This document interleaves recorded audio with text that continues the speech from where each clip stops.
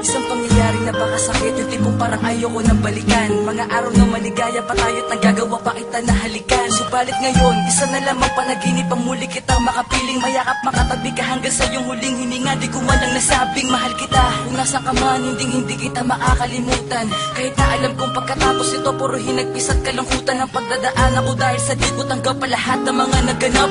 Ganun pa man kahit na alam ko na wala ka na, di na ako maghahanap ng iba para palitan ka.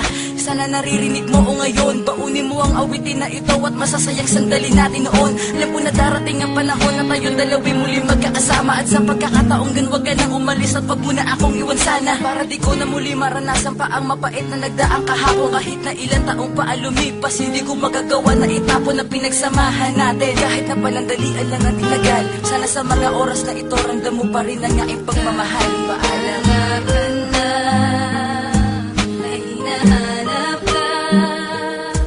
Hindi ka maalis sa isipan ko. Ang mga yakap mo'y naaalala ko. Wala na ang iniibig ko.